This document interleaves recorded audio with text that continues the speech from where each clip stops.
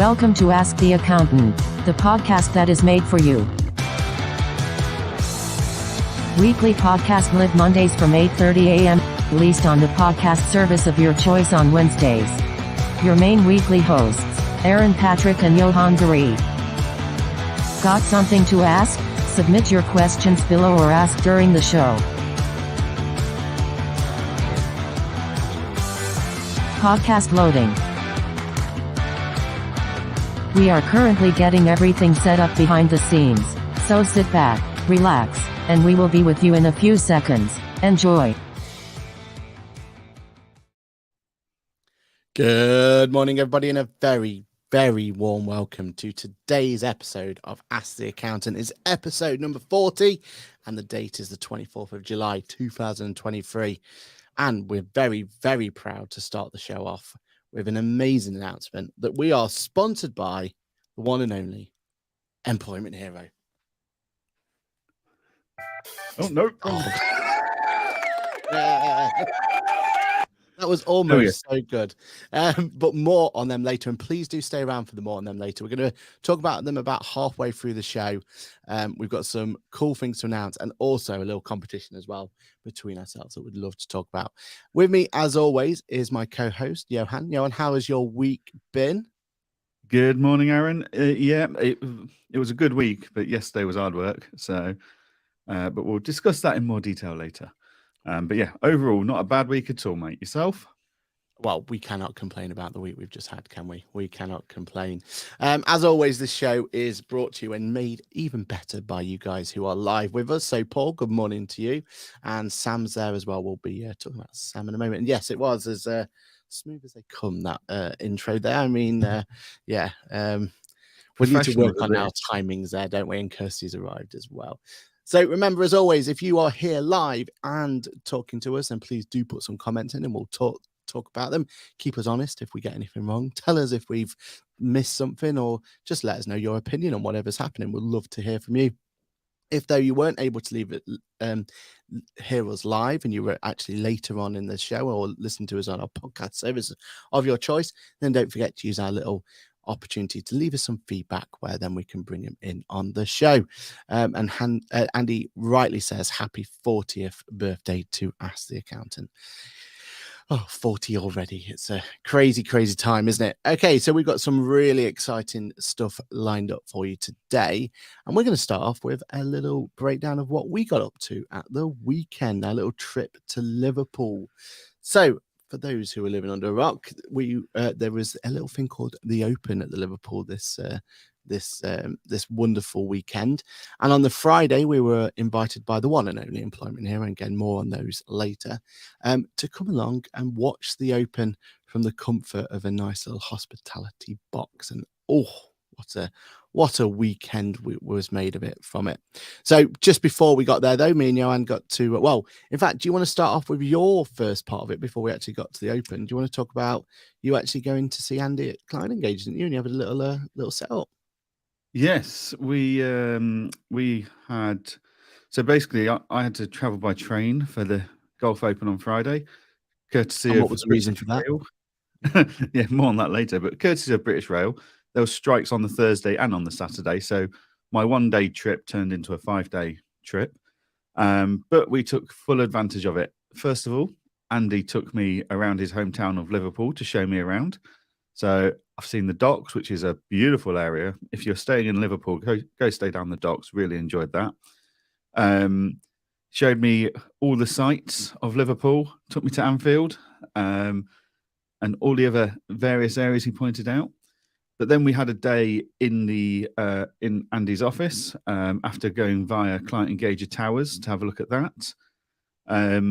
And yeah, we just had a day going through how Andy's using Client Engager in his practice, how I use it, sharing some notes, etc. Walking away with a very long list of ideas for Peter, the developer, to build. But I've not told him that bit yet. That's fine. He'll be okay with that, I think. But yeah, had an absolutely fantastic day with Andy. Really good to just get some creative juices and thoughts going and discuss the future of Client Engager further, which was fantastic. At which point you appeared in the evening.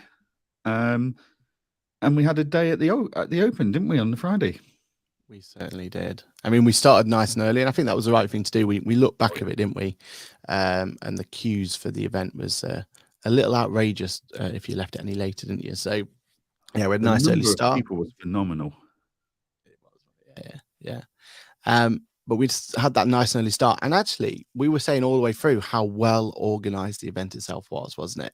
Yeah. Literally, we jumped on their equivalent of Metro, isn't it, that they call it? They're like not full train service, but kind of like their Metro service that they had. And we jumped on there from Liverpool Centre, got ourselves down to the event area, and it was just everything was from closing roads to creating temporary bridges across roads to all sorts. It was just a really very well organized event, wasn't it?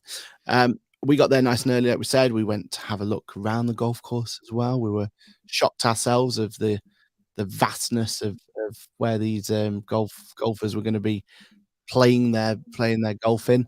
And we also had a look around the shop, didn't we? We saw our yeah, there's a few things, but we held back a little bit.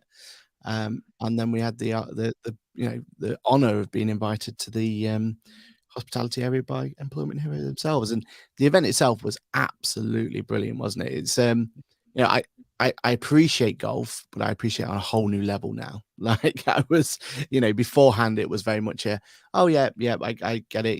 Your big names, I can understand them, and if they win, whatever, that'll be great.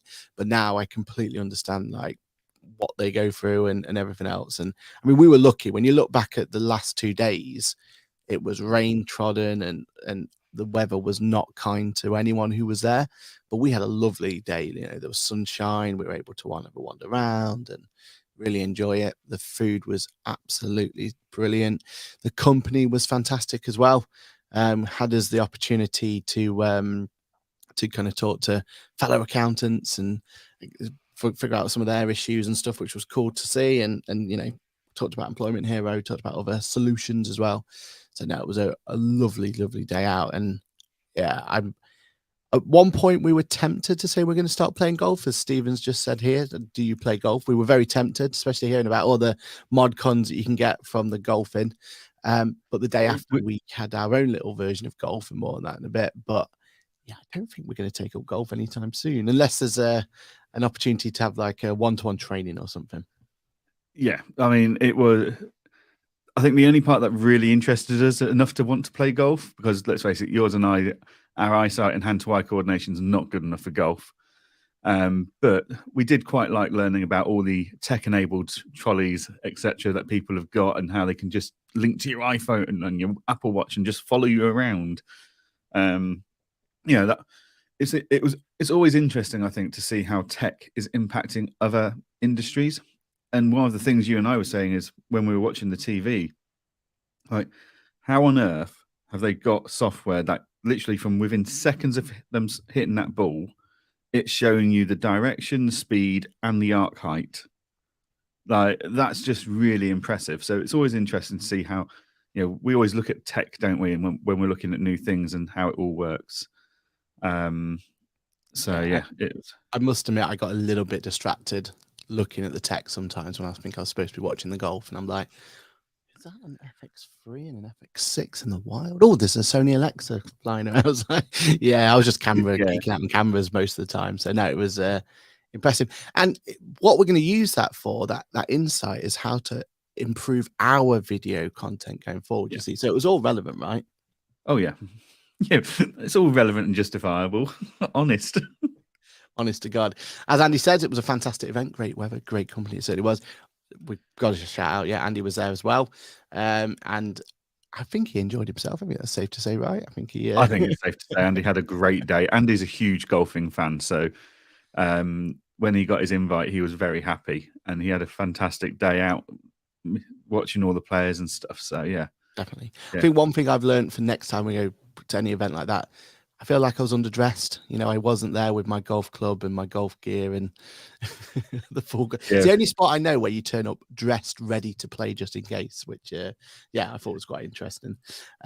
Kirsty is going to the golf day on the 12th. Laura's going to the golf day on the 12th. Ooh, okay, that'd be exciting for you. And the tech in golf is incredible. Trapman is a great advancement to watching golf. Yeah. And it wasn't just like those fancy curves and stuff that you got. It was the fact that those camera operators would just pinpoint, weren't they, every single time? Where we sometimes I'd hit the ball and we'd be looking around like, where's that gone? But the cameraman knew exactly where it was. Exactly. That was an amazing event, and we absolutely loved being there. So thank you so much to Employment Hero. Thank you for having that opportunity. Again, more on them later.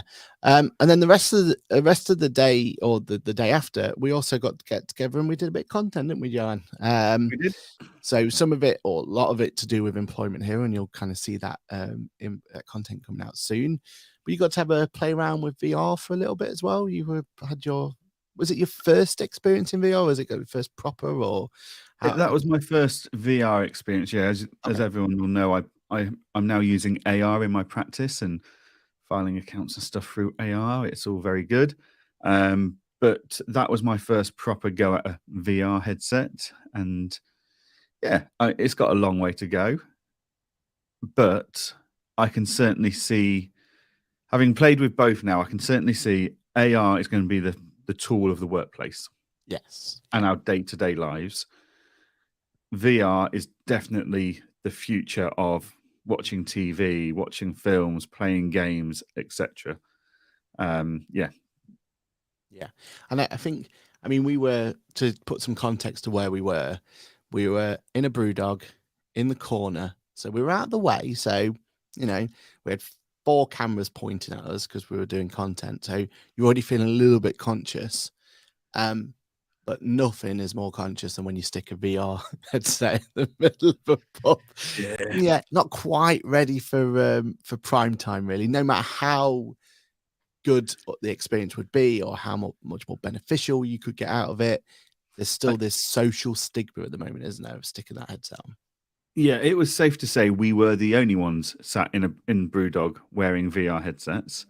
Probably in the world at that point. And the bar mitzvah party was having a good look and pulling some funny faces when they walked past us.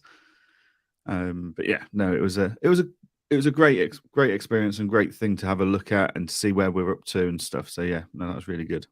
Yeah, it was good. And one thing we'll keep an eye out for the content, because we've got some content relating to Employment Hero, relating to the golf day, is we had a little game of VR golf, didn't we? To kind of we did make the content a little bit, elevate the content a little bit. And yeah, let's safe to say that we're definitely better at watching golfers and appreciating what they are than we are not going to be invited to play on the Open. No, that's safe to say. No, probably not even in a VR element, we wouldn't be invited either. No. So yeah, even if we have the equipment ready to go, and yeah, we should have thought that through. Actually, Andy's completely right. Lucky we never got mugged. So yeah, it was. Although we're in Brewdog, come on. Yeah, Brewdog, it's fine. It's fine. It's absolutely fine. So yeah, overall, an amazing day. Very, very thankful for coming along, being invited along, and yes, we will definitely be more appreciative of golf in the future, and obviously of Employment Hero, but we already were, so more on that later. Right, okay, next topic we have today was there is a new release of a solution in the US called TurboTax Live. Now, TurboTax themselves, for anyone who doesn't know, is Intuit, who own QuickBooks. Also, Intuit owns TurboTax, and TurboTax is their tax filing solution. So think of it for us as, Iris Accounts Production, Iris Tax Production, and you've got your CCHs of the world. The solution's not the bookkeeping end, that's still QuickBooks over in the US, but the actual filing the tax returns. So compiling your tax returns and getting them sent over. The difference is they've now got a TurboTax business. So the idea is it's not just filing your personal, because over in America, the numbers are crazy amount of people who use TurboTax, right? It's 80% of all the people in the US. Well, first of all, the big difference between US and UK is everyone in the US has to file a tax return. You don't have any exemptions like we do here. And then 80% of them use software. And out of those 80%, it's something like another 80% use TurboTax. It's that bigger deal over in the US of it. It's become, if you're filing your taxes, it is known as you're using you're going to use TurboTax. You push it through there. It's that popular over there. But they've now got the opportunity to use TurboTax for business as well. So it's not just your personal tax that gets filed, but also you can use business taxes as well. So you think of your partnership tax returns, things like that. And then what Intuit have done differently this time round and open it up is a brand new service called TurboTax Live. And the idea is that it's not just the software that they're providing, because that software's there, but they're actually providing the software plus an actual professional person to compile that work for you and get it submitted. Now, we've kind of seen this before in QuickBooks. We've seen QuickBooks Live, which is the same concept. Not only do you get the version of QuickBooks, but you can then pay extra for someone to actually go do the bookkeeping for you. So effectively outsourcing your bookkeeping, right? Which sounds familiar, right? Isn't that what accountants and bookkeepers offer? So there's always been a bit of a worry that is this them taking over kind of our space, if you like, and there's that stuff. Personally, I don't feel like that, but that's what a lot of people are saying. And then TurboTax Live, well, that really is them stepping on the toes of what an accountant would be providing for them, right? The idea that you could have a subscription to TurboTax. In fact, from what I could tell, and I'll talk about how I've seen this work, but from what I can tell, I don't even think they even need a version of TurboTax. I think it is literally just that opportunity to talk one another to someone who can file it. But you can feel like that is Intuit looking to tread on the toes of accountants and push it through. Now, the way I got to see it was, and shout out to them, the Cloud Accounting Podcast, or sorry, the Accounting Podcast as they're called now. The guys there, Blake and David, they went through their whole experience and they recorded every aspect of it. So we got to see that bit, and I'll talk later about the pros and cons of what the experience were like.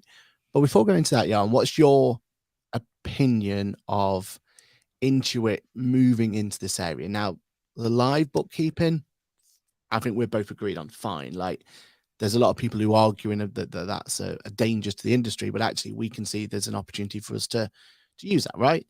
Yep. What about if QuickBooks went into TurboTax equivalent, but over in the UK? They've already provided the bare bones of that with all of the Pro Tax solutions that are available. So if they created Pro Tax Live, what would your thoughts be on that? It depends how you deliver it. I've listened to the same content from David and Blake as yourself as part of my 12.5-hour epic trip yesterday. Yeah, we should have brought that up. Yep. But yeah, so I listened to that, and the one bit I couldn't quite work out was the person processing the tax return an employee of TurboTax, or was he an accountant that is TurboTax certified and they'd outsource the work to him? So in the way QuickBooks Live works is none of those QuickBooks Live people are employees of Intuit. They are all firms using Intuit that have then basically taken their directory listing to another level where they can be passed on work directly from Intuit, because let's face it, Intuit have got a huge marketing tool there. So why wouldn't I want to be listed as a QuickBooks Live service provider that Intuit is then feeding me work from as a growing firm? As long as the pricing's right and we can make it profitable, then yes, of course we'd want to be utilizing QuickBooks' own marketing engine. Exactly. Like, I know the amount of inquiries I get on average a month from the QuickBooks directory. If they then put more money behind that, and we were listed as a QuickBooks Live provider, then yeah, of course we'd want some of that. And there's a slice of pie to be had. So if that's the same principle with TurboTax Live, where someone goes to QuickBooks, a reputable, known brand in the UK, and says, there's an option here for me to pay X amount and get my tax return done. And they then go, right, you're going to go to this person, and this person's going to call you and organize that. And I'm going to get a cut of that fee, again, providing it's profitable and they're not undercharging. Then of course I'm going to sign up for that. It's just another marketing tool in my basket of tools, like the QuickBooks directory is.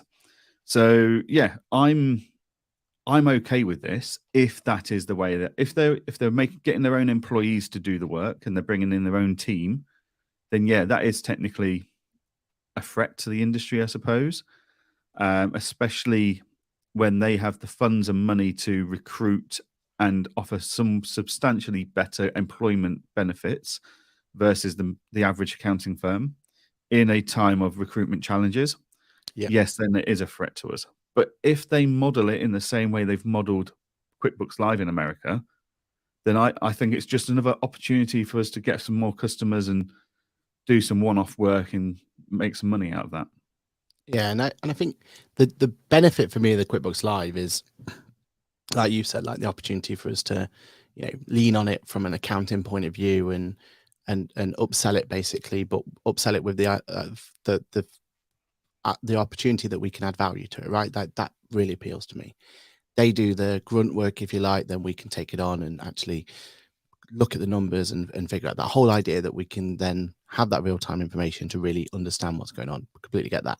And one of the things I was really excited about seeing it for myself, and I will definitely sign up and use it from both ends, is because I'd love to see if they're going to enable any additional tools. Like if I was to think about it from an Intuit point of view, like there's an opportunity here, right? How do those live bookkeepers get access to the data? Is it, I hope, and maybe I'm thinking too much here, but I do hope that there's an opportunity for us to be able to go in and actually, see it in a different way, like not have to be invited as an accountant and then have access.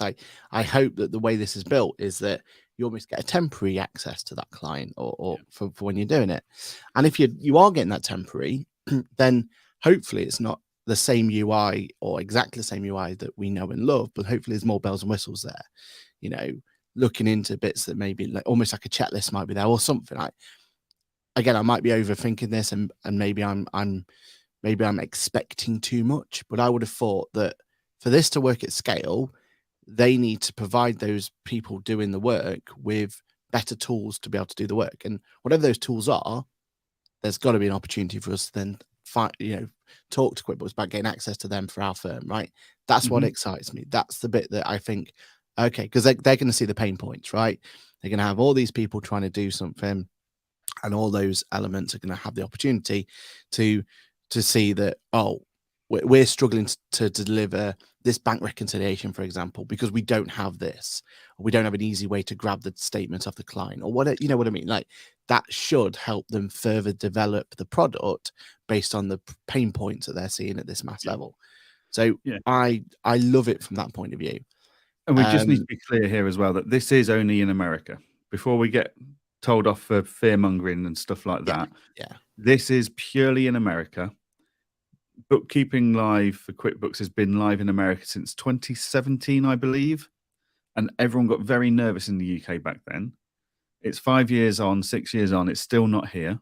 So don't start getting nervous and worried.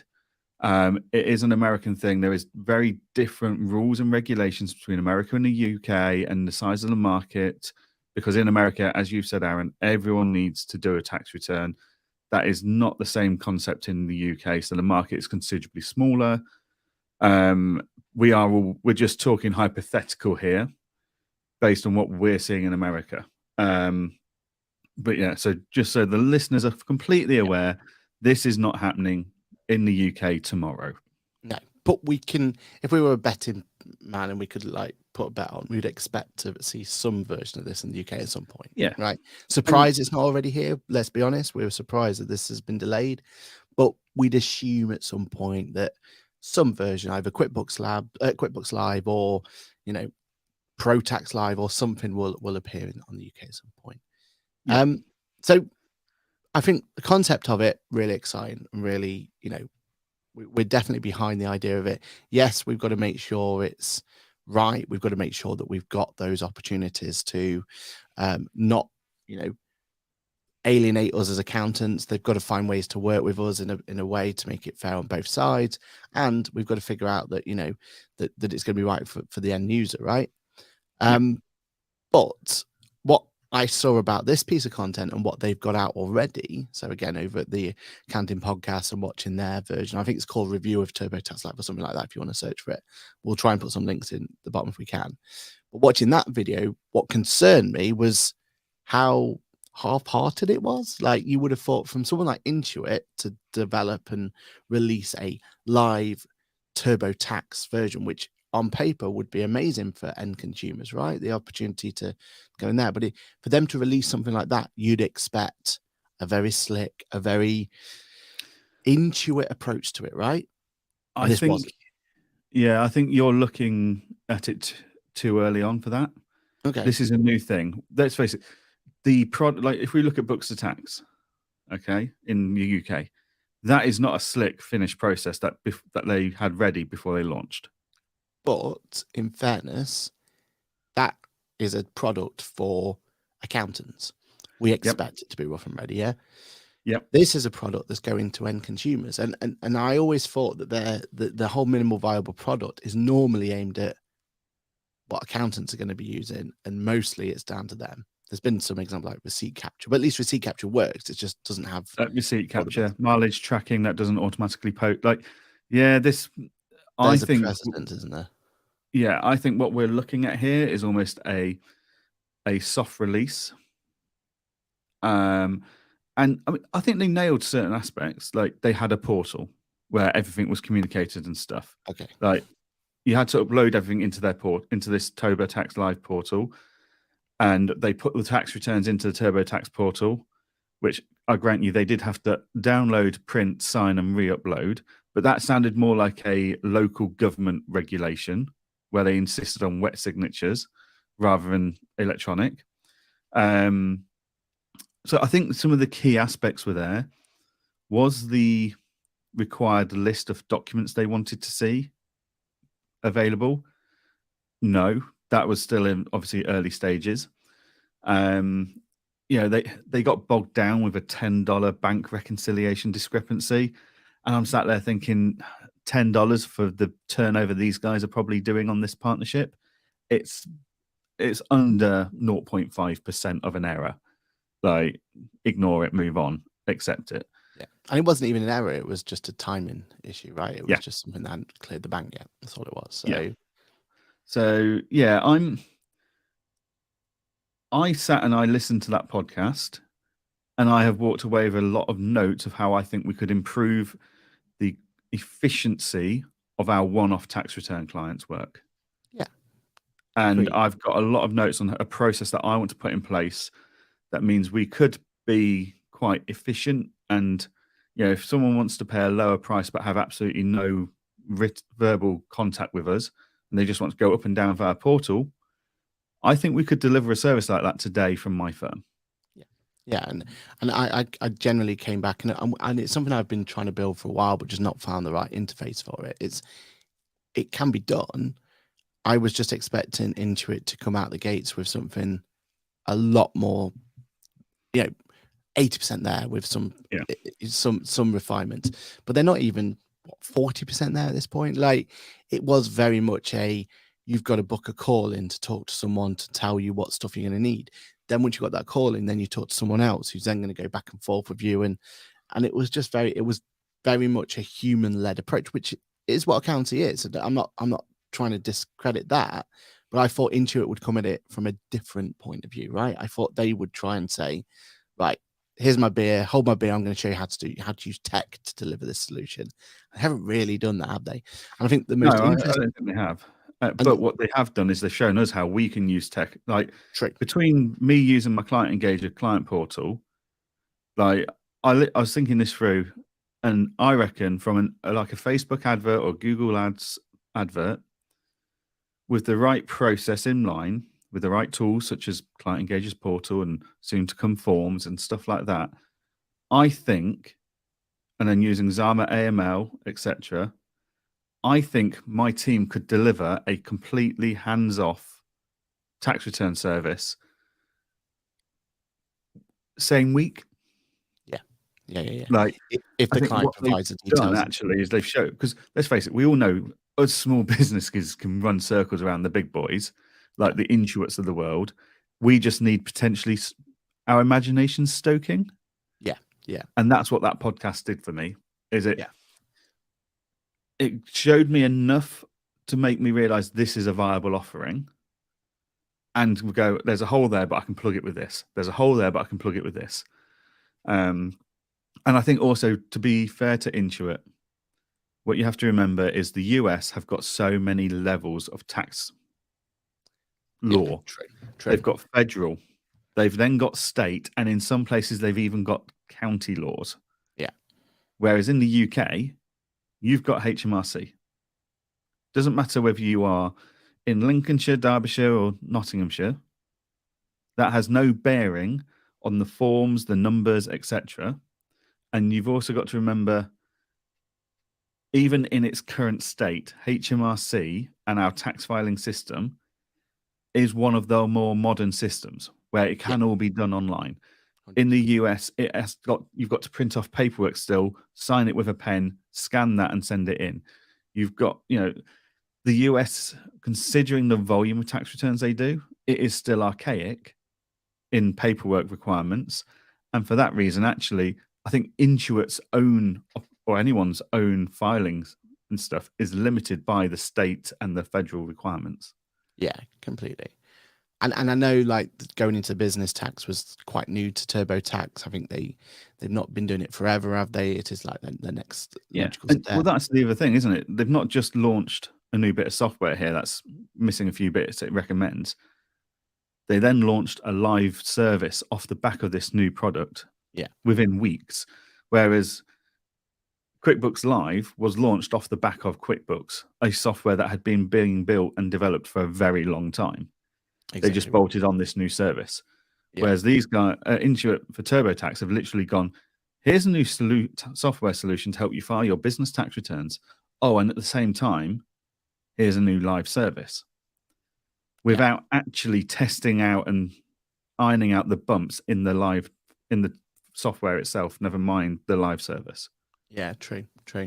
But even launch, not having the access to be able to go into that person's QuickBooks to extract their own reports is ludicrous in my mind. But yeah, that's the approach they've done. And it's that whole same old story, minimal viable product. They'll build it. They'll be completely different this time next year. It'll be even different in 2 years' time if it's still going. So yeah, that's the way it works. But it's interesting, right? And I think it's something we've got to keep an eye on of how that develops, because if it becomes a huge success, they will more than likely have some form of it over here, and then we can evaluate then, go from there. But I think you're right. I think this is, while they're waiting to decide to bring it over, this is our opportunity to strike while the iron's hot, right? I also don't think they'll bring anything over to the UK until MTD's settled. Good point. Yeah. Like, why bring over a brand new products and service offering in the full knowledge that in 3 years' time, that's going to need completely rebuilding and revamping? Yeah, but for you, for such a small market that the UK represents to them. Agreed. But if you were into it now and you were looking at the numbers, would you be targeting MTD for the live bookkeeping service, where, let's be honest, there'll be some uptake for it, but the whole point of MTD is to try and be less intrusive and less problematic. So it should just be software driven anyway, without human interaction in theory. We're not there yet, but that's the theory, right? Would you, as Intuit, be aiming at the business tax, so your corporation tax returns, etc.? Isn't that a better use of the live tax solution, maybe? And maybe that's why they've not released, or not planning to release, corporation tax and accounts production for the end user, because their end goal is to have the live. Or maybe that's what it is. So that'll be my take on it anyway. Yep. No, interesting ideas. Cool. All right. Well, before we move on to our next segment, our next topic, I think we need to talk about the elephant in the room, which is our sponsor segment and the fact that in the top. Oh, can I get it right? In the top. Is it your left, my right? Whatever corner it is. My camera's reversed. I'm bad at left to right at the best of times. Whatever left, whatever right it is, we have the sponsored by Employment Hero. Now, for full disclosure of why we chose Employment Hero, what they're going to bring to the table and everything else, keep your beady eyes peeled because we've got an announcement video due soon. It'll probably be in the next week or week and a bit, and that'll come through. So we'll talk everything about the future of the channel, everything that's going to come through. And I do highly recommend listen and watch that bit of content. But we are proudly sponsored by Employment Hero, which means that we need to do them some justice and give them a shout out on the show. That's the point of sponsorship, right? But me and Johann and producer Lizzie thought we'll tackle it a little bit differently. So instead of the standard, we're just going to read off a script of what we think why we think Employment Hero is going to change your practice and change your business. And trust me, we generally do believe that, and you'll see why in the announcement video. But instead of just reading off a script, we challenged ourselves and we said, right, Johann, Aaron, producer Lizzie, go off on your own and come back with your version of what you think our sponsors segment can be. And the important thing is we need your guys' help, because what we're going to do is we're going to put a poll up somehow. We're not figuring out how that's going to be, but there'll be a poll. And each week for the next few weeks, we're going to be releasing our versions of what our sponsor segment should look like. And you guys get to pick what you think is the best one. This week, first week, it was my chance to shine on the sponsor segment. So this is my opportunity to go for it. But before I run it, all right, so segment was spelt wrong. Yeah, two dyslexic people spell checking each other's work is not a good idea, people. Just behind the scenes, we even said, should we just stick it in Grammarly first? But anyway, we'll run out of time. So before I run my segment, have you got any kind of ways in which you want to kind of tease what yours is going to be, or are you going to wait until yours comes live? I'm still in the very early stages of mine. Okay, I've got an idea, but I'm still very much in the early stages. So I won't, in case I need to completely redo it, because what I might be wanting to do is completely infeasible, I will hold off any teasing of mine segment. But let's face it, we'll all know it's the better one when we see it. Oh, fighting talk already. Okay. So without further ado, let me, and I was only using that to store while I was getting ready. So without further ado, let me run my sponsor segment, which is only a minute and something, whatever it is. But I do have an extended cut, which is over 3 minutes long, which will get sent out there as well. And I think personally, you should judge me on the extended cut and not the shortened cut that was free. But Didn't we give you a 30-second quota? No, it wasn't a 30-second quota at all. It was a minute, and I'm over the minute. So anyway, without further ado, here is my sponsored segment. Oh, press play as well. Yeah, right. Well, hello there. Here at ARC Accountant, we cannot believe that we are now sponsored by the one and only Employment Hero. Employment Hero has elevated mine and Johann's accounting practice, and I'm going to explain to you why, using that handy little visual aid that everyone knows and loves called chocolate. And I'm calling them Employment Heroes. Let me explain. You see, everybody loves a box of chocolates, right? Especially when it's full. It's got loads of cool stuff in it. Let me just empty it. And what I'm going to do is I'm going to fill this box with all the good things that Employment Heroes, can do for you. It's HR software, payroll software, the twirl representing employment super app. It also helps you with employment record as well, application tracking, learning and development. See why we love a box of chocolates? AI. It's not just a buzzword with Employment Hero. And finally, integration with apps. So that's why, for me, Employment Hero is a box of chocolates. Now, comment below. Which one should I eat first? It's our job. Someone's got to do it.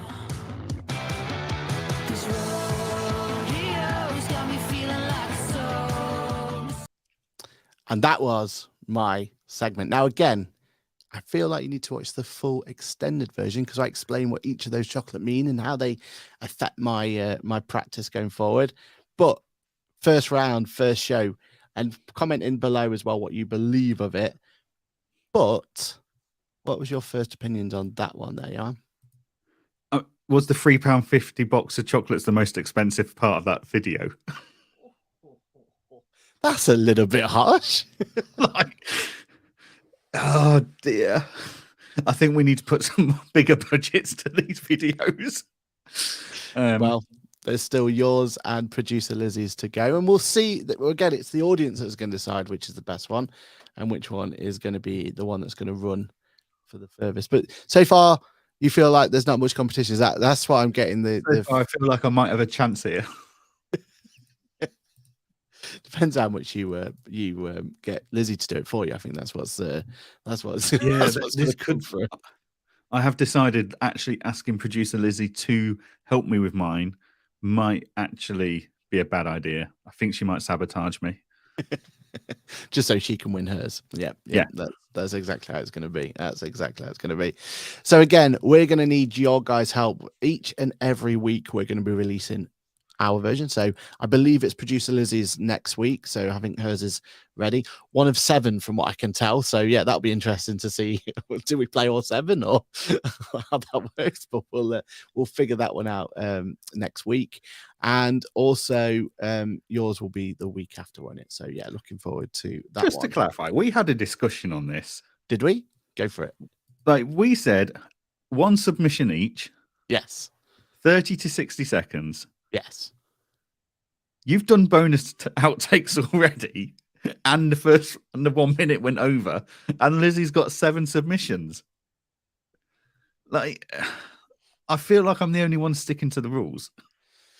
The rules are made to be broken, Jan. Rules are made to be broken. That's how we get through. So yeah, I mean, look, don't hate the player, hate the game. That's all I can say on this one. So that's how we're gonna go through. But yeah, we will be needing your guys' opinions, and we're going to need your guys to vote on which one is best when you've seen all 3 of them. But so far, there's only one out there. It's got to get all the votes so far. I feel like I got that early lead in my bag, so it's mine to lose at this point. So that's how we're going to go through it on it. Let's just catch up on some comments because there's been a few comments come through as well. So should taxis be worried if it's a direct referral? Yeah, exactly. You got all of them that should be worried about that one. Reseller Summit in Derby. Yep, I will make sure I get back to an email on that one. No problem. Thank you for reaching out on that. We will make sure go there. Maybe more both of us there. Also having a referral system and within commission costs, does that become too expensive for smaller sole trader individuals? I mean, it's going to be a pricey. They're not looking to go bottom of the barrel on this, are they? It was all about no, they're not the cheapest on the market in the US. No. What was it, 1.5K or something they were talking about for that? Yeah. That service being filed or something? Even the QuickBooks Live stuff is a couple of $100 a month service. Yeah. Because they want to make sure they're paying their QuickBooks Live people, their partners, who actually have their own bookkeeping and accounting firms, a fair amount of money for the work to be done. Exactly. And again, for us to then put a fee on top, we've got to add value to it, and that's our challenge, right? And that's what we bring to the table. So I'm happy with that. 2050 is his guest. Is accounting hard? Asked one of the Twitch users.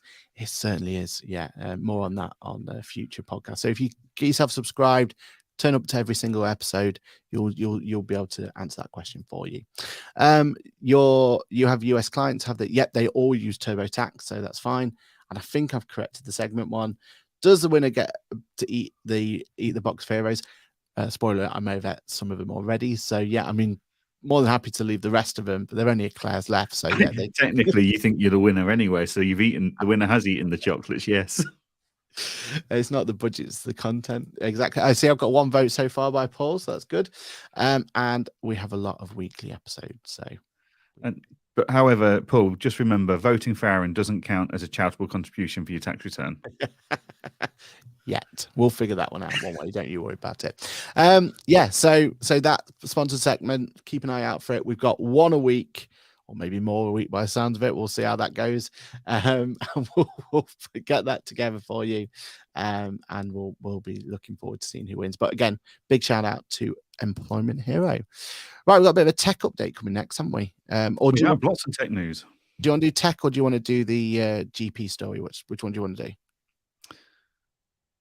I'll do the tech, you do GP, because I've not heard the GP story firsthand. You did. We spoke about off air, but let's do the tech one first. And we'll see where it comes. Maybe we should have spoke about this out off air.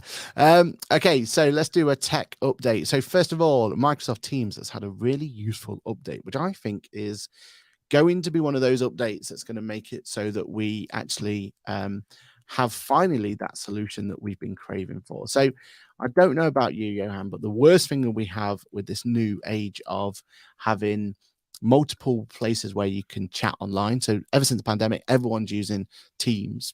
I forgot what the other one's called now, the Zoom, Google Meet. And the big problem we have is that we're having to jump between all these different platforms, right? Depending on who you book your meeting with, you're going to have to go to a different platform. It's got to be installed. You and me have the same problem each time where we're having to make sure our cameras and mics and all that sort of stuff's always done. And the more you jump around, the worse it gets and the more problematic it is. Well, Teams has finally enabled, and it was all in like early access before, but it's finally enabled the fact that from Microsoft Teams, you can access all of those platforms from your one application. Now, that's really kind of even more doubly important for our practice, because not only do we use Teams for our Google Meets now Google Meets and Zoom and Teams calls, but we've also enabled our telephone solution through Teams as well. So we literally have all of our voice and video communication from the one app, and that makes it really, really powerful. So the idea that it doesn't matter where that person or whoever's invited you at this point in time to come and have a meeting, you can just do it through Teams is really, really powerful. What do you think to this one? Yeah, and it's a bit of a no-brainer, right? And it's a bit of a win for all.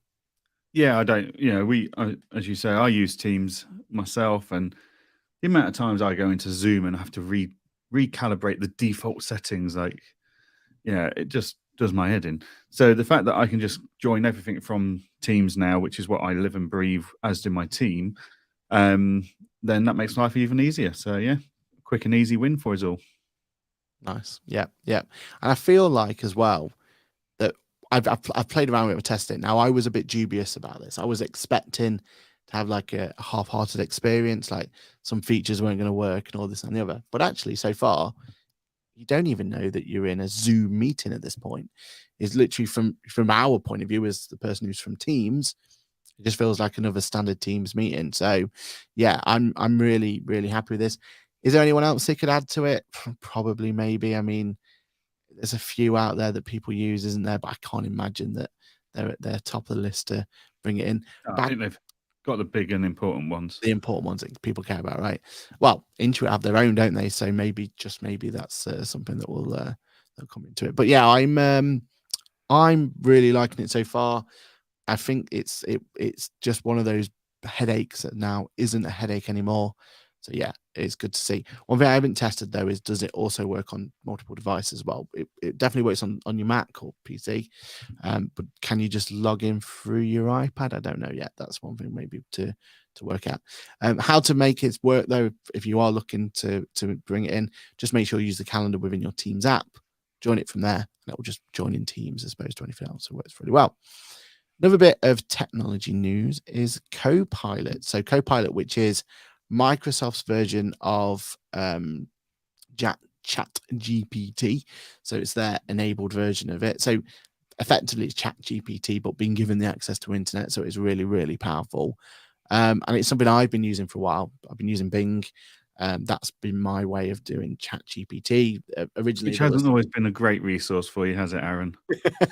All right. Just because I've only learned about Whitney Houston, it doesn't matter. It's fine. We're getting there. But with Bing being enabled, and there was a few hoops you had to jump through, which is their way of kind of quote unquote monetizing it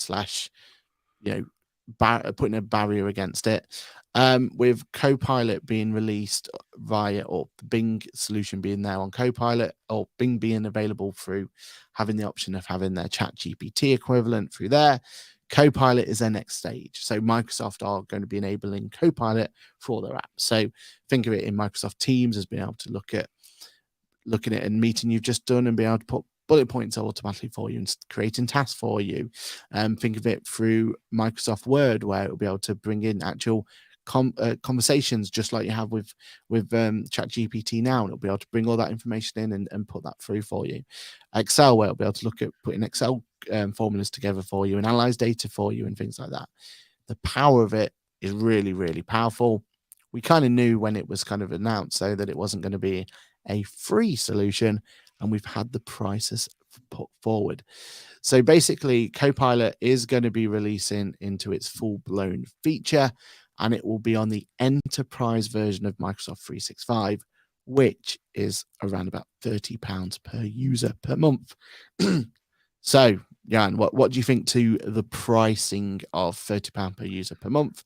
Is that what you're expecting, or are you going to be seeing, or do you think that needs to be lower for people to adopt it? I think it's a bit of a rip-off, if I'm honest. I'm not happy. I just don't see. So I've got a team of, say, 14 people. So you want me to spend, over £400 a month for them to have Copilot enabled, which, let's be honest, is just that clippy thing. You remember those documents when you used to have that irritating little clip thing which is animated? It can just link to the internet now, and it can do other stuff. It's like, oh, you're writing a letter. Yes, well done, mate. Congratulations, I am. Yeah, no, I've yet to see anything in Copilot in all the videos and stuff I'm watching that makes me think that having it embedded for 30 quid a month delivers me superior value, efficiency, etc., than just using ChatGPT in a separate window does, or another AI app. Yep. If I need to work out a formula for Excel, I just ask ChatGPT and I copy and paste it into Excel. It's not like I can't do it because I'm not using Copilot. Like, nothing that Microsoft have announced of features of Copilot are things that can't be done through ChatGPT or one of their free plugins. So, like, even analyzing documents, there's AI Buddy or Chat Buddy, something like that. It can plug into your OneDrive, your Google Drive, and it can learn all of your documents, whether they're meeting notes or policy documents, etc., and you can ask it questions. So, and that was a cheaper solution to Copilot. It's a paid-for solution, but it's cheaper. And then if you're looking for more, ChatGPT, yes, it's limited by number of characters and stuff at the moment. But if you're looking for something which is more written-based, then there's new tools coming out on the market constantly. What is it? There's a new one starting with a C. I want to say Clive GPT or something. I could be wrong. But again, so ChatGPT's got like 7,000 something as a limit. Yeah. This other one's going to have 100,000. It could write a small book for you quite easily. So yeah, I think Copilot are just doing themselves over for mass adoption because of the price. Yeah. Compared to their competition. And in fairness to the price, though, I mean, you're already, I assume, paying £15 per user. So you're doubling that, right? Because enterprise is about that. I think it's the highest tier that they have. So it is all about kind of bringing in all the extra features that enterprise has. You're not just getting ChatGPT for it, or Copilot for it, should I say. Yeah. So but do you realistically need all those extra features in a firm of our size? Yeah. No. So actually, yes, you are paying £15 per user per month for Copilot. For just Copilot. Yeah. I mean, there is an argument as well. Do you limit it to only certain members of your staff? But then that doesn't feel right. Like, it doesn't give you that. Every one of my team members has got a ChatGPT 3.5 free account. Yeah. And they're using it. like without me saying you must use it or anything like that. They're saying, "Oh, I've got ChatGPT to deal with this for me. Got that to be dealt with this and stuff." And it's like, so that they are using the free version. I don't, and they're fine. Yeah. Um, Paul's talking about Teams Premium. Oh yes. And it's only $7 a month. That is a different tool entirely, Paul. So Copilot goes across the whole Microsoft product brand, and it's got a lot of AI built in. Whereas Teams Premium's got more transcribing features and stuff like that. That doesn't have the same power and reach across all the products. Yeah, I imagine you get Premium as part of the enterprise. I think that's one of the you do, yeah. Yeah, but yeah, again, you're not paying for the Microsoft Premium, or you're paying for the Copilot experience, like you said. And again, so like, do I pay for the $7 per user for Teams Premium to annotate to transcribe our meetings, or do I just press record and put that recording into an AI tool that's free and it transcribes it? Yeah. I mean, it's an extra workflow, right? And that's what you're paying for. That £7 a month is the less workflow, but yeah. For the amount of meetings we have that we would probably want transcribing into minutes, it's a very infrequent thing. So agreed. Yeah, I think Microsoft have done their usual profiteering here rather than thinking mass adoption. And they own LinkedIn, right? So is Copilot coming to LinkedIn at some point? Is that like Not the that next sensible solution for them? And if so, is it only for people who pay £30 a month for the enterprise version? That's that'll be interesting, right? I mean, like if they throw enterprise in and you got LinkedIn Premium, maybe that's a conversation topic that would be more palatable for people, right? But yeah, as it stands, it seems like a very expensive way of adding tools to it. And final bit of tech news, just as we're just running out of time, is Logitech acquires Loopdeck. So anyone who doesn't know what Loopdeck is, or let me show both of them, hopefully people are aware of what a Steam Deck is. We've talked about it enough on the show, various versions of it by a company called Elgato. And then Loopdeck, which I've turned it off so you can't see what's actually on there, is basically a competitor to Steam Deck. One of the things I do like about Loopdeck as opposed to Stream Deck is they are created more for creators, or the way it's built is more for creators. So it is more about fine-tuning things like video editing and stuff like that. And the fact that Logitech's acquired them is really quite exciting, in my opinion. I'm a big fan of Logitech in terms of their mice and their keyboards and their webcams and everything else. And they've gone into audio as well with Blue, and they've acquired some really cool aspects. But the fact that they can bring in a whole ecosystem means that, in theory, the fact that Elgato's ecosystem is so powerful, and that's what makes Steam Deck so, joyful to use. With Logitech acquiring Loopdeck means that we could have an actual competitor to keep pushing those two forward. So I think that's one to keep an eye out for. And I do think that for me, that should make Loopdeck a really attractive proposition to put through. What about you, Johan? Would you ever, because you are quite Elgato fanboy? I am an Elgato man, but I also use Logitech mice and keyboards day in, day out. I've got speakers. I've got one of their USB mics. I've got their webcams for when I'm out and about on my iPad. So I've always enjoyed Logitech's products and the quality of them. So if they're going to take over Loopdeck, then that's improved quality. So that's always good. It's whether they then go out into lighting and everything else. Well, they've already got lighting. It's just no one knows about it. True. So Loopdeck, I think it's got some interesting opportunities. I mean, Stream Deck obviously saw the risk that Loopdeck presented them, and that's why they launched the Stream Deck Plus with their little knobs on for volume controls and stuff like that.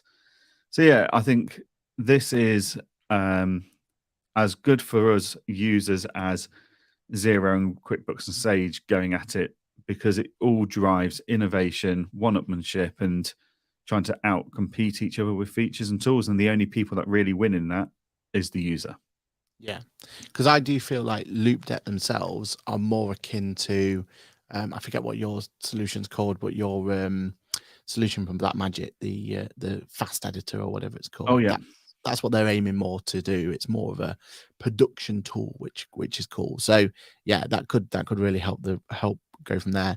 And I know Logitech themselves, they've gone on a big push at the moment with I forget what they call them, but basically they're doing scripts in there. So you press one button and it will do a manner of different things for you. So it's going to go and complete certain tasks for you just with one button. And that's their big push at the moment. So having those scripts available on a loop deck could be really, really powerful. So yeah, very, very excited about that. Definitely something to keep an eye out for. And yeah, we'll keep you in on the show if there's anything that we think you should be looking to acquire or bring into your workflow. And that's it. That is today's show. So we do have a story about GP and direct debits, but we'll save that for tomorrow, for next week's show. I think that's is a nice little topic to talk about on that one. Johann, where can people? Have you got anything to plug? Anything to talk about for this week? How's it going? You know, what's your outro this week? It's another busy week for Client Engager. We've got another stream of updates releasing on Wednesday night for our users. So the ability to auto set the internal deadlines is now going live, along with some new placeholders and a few other bits and pieces. So I will be streaming that live to our audience on Wednesday night. Other than that, I've just got back-to-back meetings all week. So yeah, back to reality after 5 days of filming content and going to the golf, basically. Yeah, and like you said, that 12-hour journey back was not ideal for this week either, was it? So, ouch. Brilliant. Well, that is it for this episode of Ask the Accountant. As always, if you want us to catch us live, then we go live on 8:30 every single Monday morning. And we also have various links going live so that you can go in and talk to us and put some information in. I will just quickly put the link in the chat now. So yeah, if you do want to come and join us live, then please do at 8:30. If you are listeners on the podcast service of your choice, then use the link that we've just put in there to ask us any questions. But thank you for today. Thank you for Employment Hero for our sponsorship, and look forward to next week when we see what version of the ad walk that Lizzie's put together for us. So that'll be interesting to see. Thank you, everybody. Thank you for joining in live and being here with us, and we'll see you next week. See you next week.